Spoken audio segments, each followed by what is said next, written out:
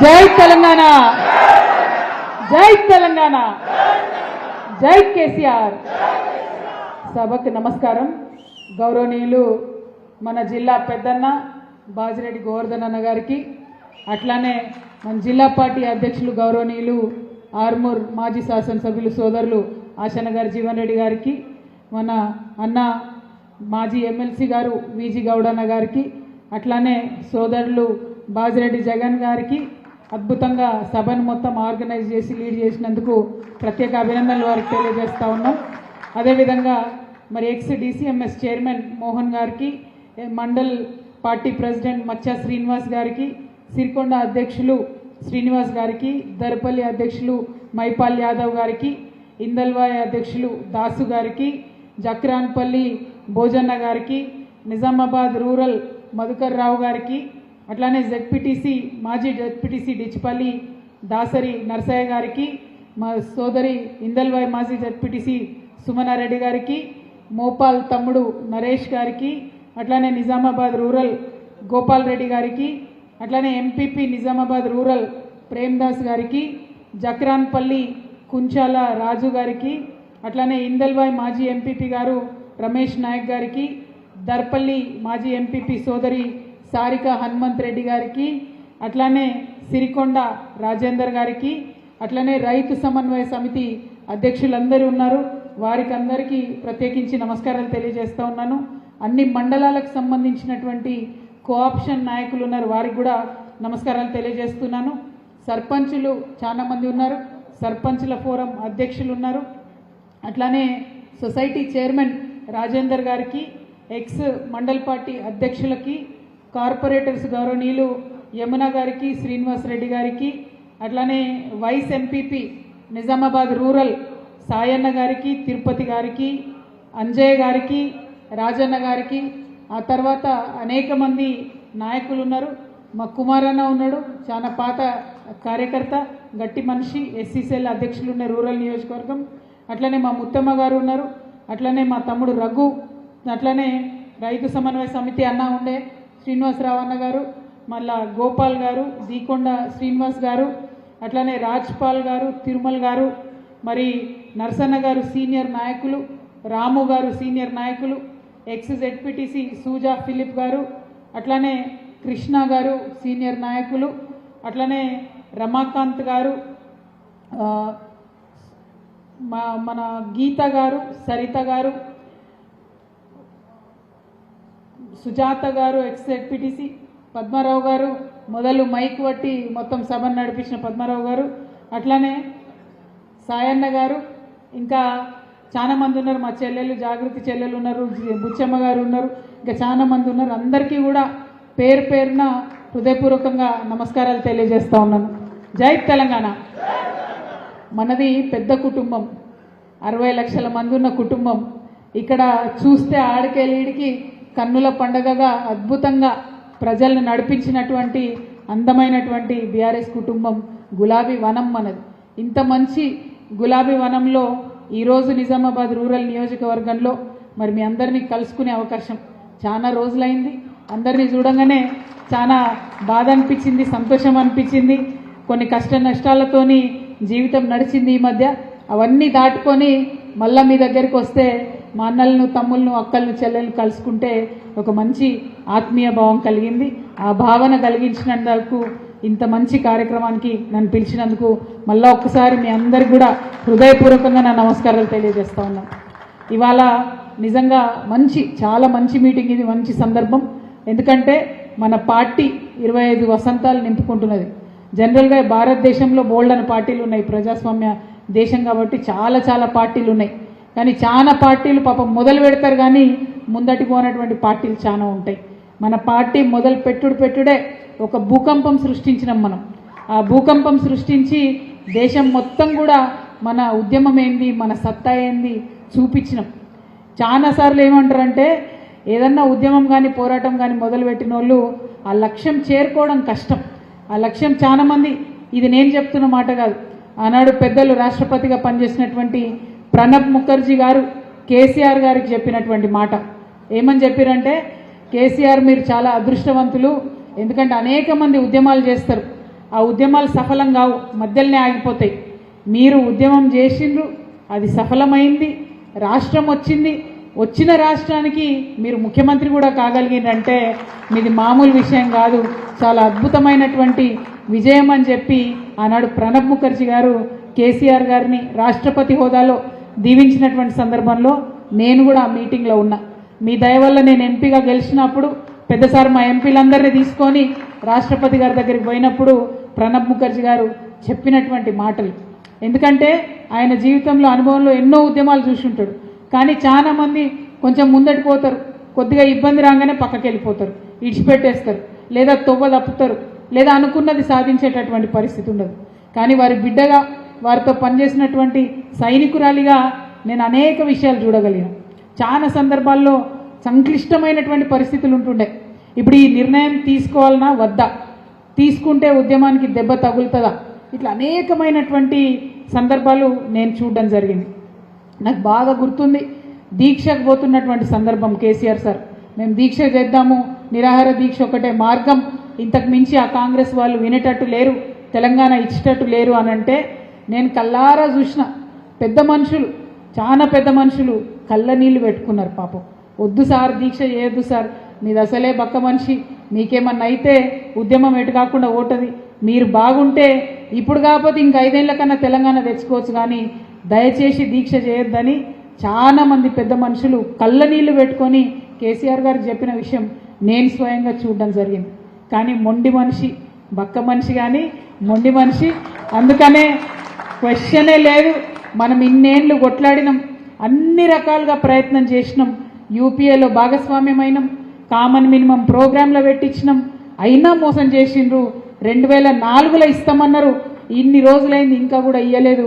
ఇక నేను కాంప్రమైజ్ రాజకీయాలు చేయను, తాడో పేడో తేల్చుకుంటా, అయితే తెలంగాణ జైత్రయాత్ర, లేకపోతే కేసీఆర్ శవయాత్ర అని చెప్పి తన ప్రాణాన్ని సైతం పణంగా పెట్టి మన నాయకుడు ముందుకు నడిచిండు. ఆ రోజు ఆయన ధైర్యం, ఆ పంతం, ఆ పట్టుదల ఇవాళ తెలంగాణ రాష్ట్రం. అంతేగాని ఉట్టుట్టిగా రాలే తెలంగాణ, ఎవడో మనకు బిచ్చమేస్తే రాలే. మనం ఒక కంపల్షన్ క్రియేట్ చేసినాం, ఒక పొలిటికల్ కంపల్షన్ క్రియేట్ చేసినాం. అన్ని రకాల ఆందోళన తర్వాత జన ఆందోళనకు మనం దిగితే మన ఆందోళన విధానం, మనం చేసినటువంటి ఉద్యమం నిజంగా ఎంత అద్భుతం అంటే మన తెలంగాణ ప్రజలం. కేసీఆర్ గారు ఒక్క పిలిపిస్తే ఊరూరా మా ఆడబిడ్డలు బోనాలు పట్టుకొని బయలుదేరేది, ఊరూరా మా అన్నదమ్ములు పోయి నిరాహార దీక్ష టెంట్లలో కూర్చునేది, కులాల వారీగా, మతాల వారీగా, సంఘాల వారీగా ఒక్కరోజు కూడా టెంట్ ఖాళీగా ఉండొద్దనే పట్టుదలతోని మనం కంపల్షన్ క్రియేట్ చేసినాం. మనం ఒకసారి రహదారి దిగ్బంధనం అంటే ఏ ఒక్క బండి కూడా కదలకుండా చేయగలిగినాం. మనం రైల్ రోకో అంటే ఢిల్లీ గజ్జున వణికింది. మనం సింగరేణిల బొగ్గు ఆపుతున్నామంటే మొత్తం ఇండియా భయపడ్డటువంటి పరిస్థితి వచ్చింది.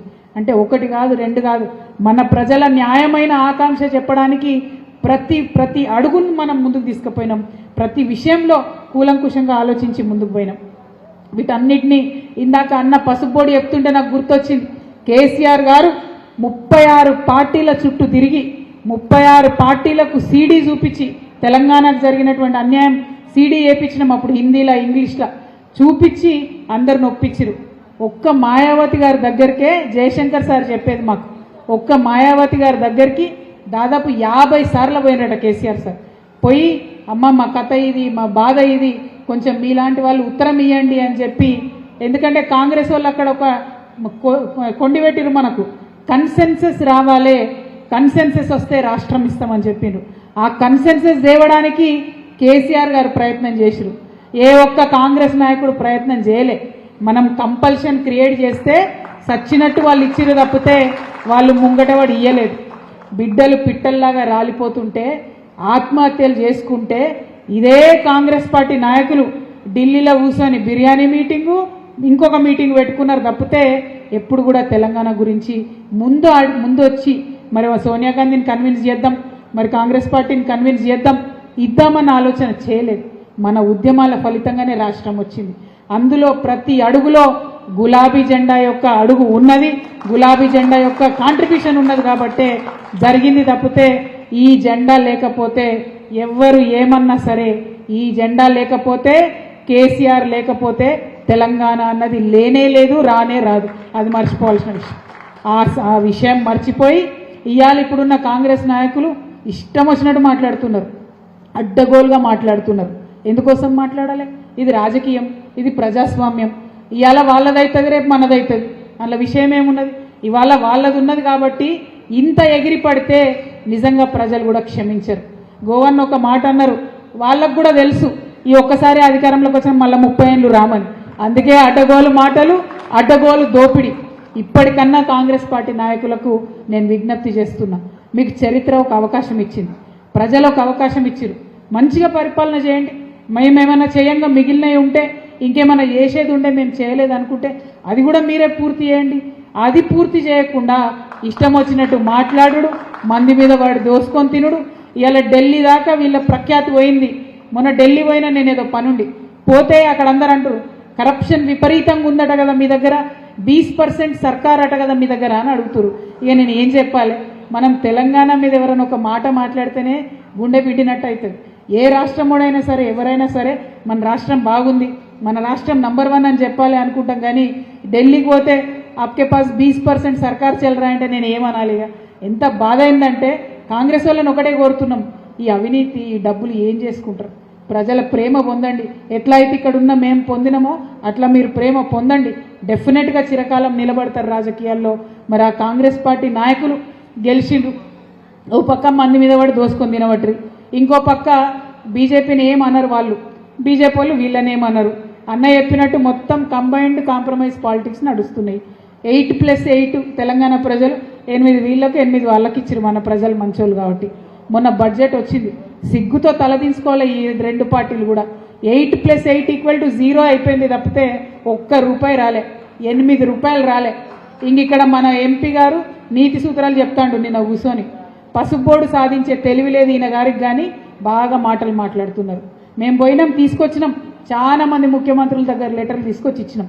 మీకు ఒక్క మాట చెప్పాలన్న, పసుపు రైతులు వచ్చిపోయారు కాబట్టి పసుపు బోర్డు లాగానే అనేక బోర్డుల కోసం పోరాటం జరిగింది. అది పొగాకు బోర్డు, టీ బోర్డు, అవన్నేమో పార్లమెంట్లో పెట్టి చట్టం చేసినారు. ఓన్లీ పసుపు బోర్డు అంటే ఎంత తేలిక అంటే, ఎంత అలుసు అంటే, ఎంత చులకన అంటే, కేవలం గజెట్ ఇచ్చి పెట్టేసారు అంతే. పార్లమెంట్లో పెట్టలేదు, పాస్ చేయలేదు. అందుకే మొన్న బడ్జెట్లో పసుపు బోర్డుకు ₹1 కూడా ఇవ్వలేదు, ఇచ్చే అవకాశమే ఉండదు. ఎందుకంటే చట్టబద్ధత లేదు పసుపు బోర్డుకి. నేను అరవింద్ గారికి చెప్తా ఉన్నా, నువ్వు ప్రెస్ మీట్లో కూర్చొని పిచ్చి మాటలు మాట్లాడు కాదు. నిజంగా నువ్వు ఇందూరు బిడ్డవైతే, నిజంగా నీకు దమ్ము ధైర్యం ఉంటే చట్టబద్ధత తీసుకురా పసుపు బోర్డుకి. పసుపు ధర తగ్గినప్పుడు రైతులను వచ్చి ఆదుకో, పసుపు కొత్త ప్రయత్నాలు చేయి, ఇంకా ఇంప్రూవ్ చేయి. తక్షణమే నువ్వు బాండ్ పేపర్ రాసిచ్చినా కూడా మరి ఇన్నేళ్ళైంది ఇయ్యలేదు, ప్రజలైనా నిన్ను క్షమించిండ్రు.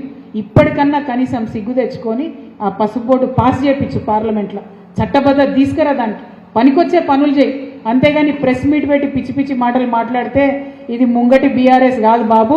నేనైతే మా కార్యకర్తలను ఆపలేని పరిస్థితి ఉంటుంది. కాబట్టి ఒళ్ళు దగ్గర పెట్టుకోవాలని చెప్పి కూడా అరవింద్ గారికి నేను హెచ్చరిక చేస్తూ ఉన్నా. ఎందుకంటే వాళ్ళు తీసుకురారు, అధికారంలో వాళ్ళే ఉన్నారు, తేవచ్చు కదా, ₹1 తేవచ్చు కదా, తెచ్చిండ్రా? మొన్న బడ్జెట్లో కనీసం తెలంగాణ ఊసన్న ఉన్నదా, పేరన్న ఎత్తిండ్రా? మరి అట్లాంటప్పుడు ఒక్కసారి తెలంగాణ ప్రజలు కూడా దయచేసి ఆలోచన చేసుకోవాలి. ఈ బీజేపీ మనకు అవసరమా, ఈ కాంగ్రెస్ మనకు అవసరమా, లేకపోతే కష్టమైన నష్టమైన మనతోనే ఉండే ఈ గులాబీ కండువ మనకు అవసరమా? ప్రజలు దయచేసి ఆలోచన చేయవలసిందిగా నేను కోరుతా ఉన్నా. మరిగా మనకు వరంగల్లో జరిగేటటువంటి సభ మన 25 ఏళ్ల చరిత్ర, అది కేవలం మన చరిత్ర కాదు, తెలంగాణ ప్రజల చరిత్ర, తెలంగాణ ప్రజల పోరాట చరిత్ర. ఎట్లా పోరాటం చేసినాం, ఎట్లా సాధించినాం. సార్ ఎప్పుడు ఒక మాట చెప్తారు, కేసీఆర్ సారు, అర్ధాకలతో ఉన్నాం, అటుకులు తిన్నాం, కానీ ఆత్మగౌరవాన్ని మనం తాకట్టు పెట్టలేదు. మనం చేసిన పోరాటమే ఆత్మగౌరవం కోసం. రేపటి నాడు కూడా అదే చేస్తాం, నిజమే చెప్తాం. మనం ఎప్పుడు కూడా బీఆర్ఎస్ పార్టీ అబద్ధాలు చెప్పి పోరాటం చేయలే. కానీ ఇదే కాంగ్రెస్ పార్టీ ఎన్నికలలో ఎన్ని మాటలు మాట్లాడిన వాళ్ళు ఒక్కటనే వేస్తున్నారు. అయ్యాల అడ్డగోలు మాటలు, అడ్డగోలు అబద్ధాలు తప్పితే వాళ్ళు చెప్పింది ఏం లేదు. యథా రాజా తదా ప్రజ అంటారు. పైన వాళ్ళ ముఖ్యమంత్రి గారు చేసేదే ఇక్కడ వాళ్ళ ఎమ్మెల్యే గారు కూడా వేస్తున్నారు.